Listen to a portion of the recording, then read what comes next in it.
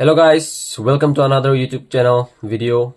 Today I came with another backtest. As you can see, it was a winning trade. So let me show you why I took it, why, where and when. That's all you guys want to know, right? Why you took the trade, from where and when did you enter?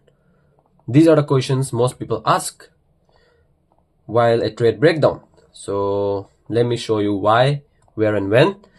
So as you can see, my weekly bias going on GU was bullish.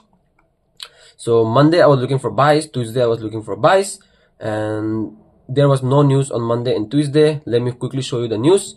Monday, Tuesday there was no news. Wednesday, Thursday and Friday there was news. CPI, PPI and GDP.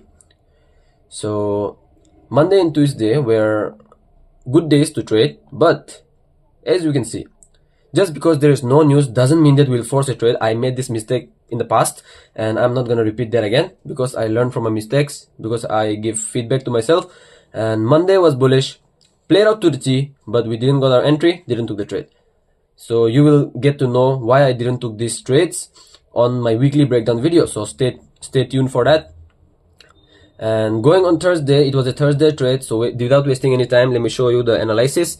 So this was the CPI day, as you can see. So even if my weekly bias is bullish, if the candle is opening like this, bro, does it make sense to buy from after a candle like this? No, for me it doesn't. Yeah, it has a chance that it can go rebalance the price and then go down. It has a chance, bro. The market can do anything. Every moment in the market is unique. We all know that, right?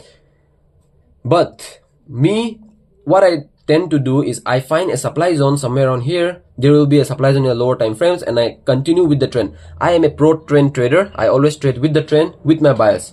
So keeping that in mind, on Thursday I was looking for sells. So let me quickly show you the DXY bias. So on DXY, the opposite should be true, right? If I'm looking for sells on GU, that will be buys on DXY.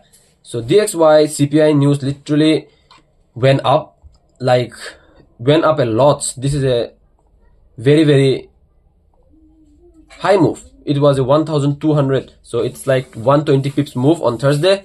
And now going on Thursday, I'm looking for buys on DXY, whereas sells on GU.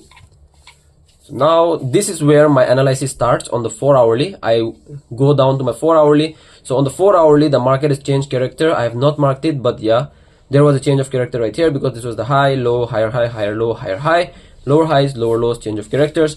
So now I'm waiting for a quick pullback to then continue to the downside. I'm a pro trend trader, as I said. So now the market is going down, so I will go down with the market. Simple, right? No need to overcomplicate it. People like to overcomplicate these small things, but I don't. Whereas on DXY, the same sort of opposite, a quick higher low to then continue heading towards the upside. So now we go to the hourly time frame to look for more. Look, the lower the time frames we are going, the more zoomed information we are getting, right? So in the 4 hourly there was no supply zone, whereas on H1 there is a supply zone. So there is a difference between, and also this H1 supply zone is in the H4 fair value gap. And in my trading plan, I have said that whenever a higher time frame fair value gap is aligning with a lower time frame zone, that's a high probability zone right there to trade. So that was one thing. And yeah, this was the hourly supply zone which I was planning to trade, because it was the most closest zone. And according to how the Asian range closed, the Asian session closed something like this, and the DXY did the opposite thing. I was looking to buy from this sort of demand zone right here. So yeah, that was the trade, a beautiful trade. Let me show you now my entry. Even on EU, the same sort of thing was happening. And also, whenever the trade EU and GU bias are 90% the same, right? So whenever GU doesn't have a good zone to trade from, you can trade EU. I have seen that this strategy even works on EU perfectly, so no need to worry about that. And this is when I go to the M15 time frame. So I was looking for Asian highly, obviously I'm looking for sells. So if I'm looking for sells, I'm waiting for Asian high liquidity sweep. This is the previous structural liquidity right here. So after sweeping all of this liquidity, also there was inducement, so added confluence right here, and M15 supply mitigation, and then continue heading towards the downside.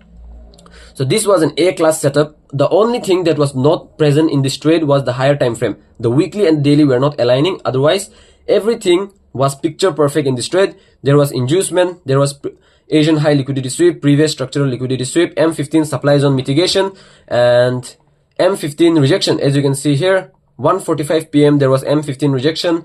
Beautiful, beautiful, beautiful trade. 1:3. Whenever I see these types of trades in the market, I am gonna take it 100%. It was a beautiful trade. And also I've learned one more thing here was, look, we watch the market on the hourly, right? Whenever you watch the markets on the hourly, there will be some times that you will miss a trade. This was a trade on M15. So if you waited for this hourly rejection, you would have missed this trade. You have to make a decision. Either you only trade the hourly rejections or you take the M15 also. So you have to make that decision, and according to your back testing data and your front testing data, come to conclusion. So on the M15 time frame, you can see it was a 2 p.m. entry. It was also aligning with DXY. Not that perfect alignment, but it was okay, and we got our 1:3 and we bounced.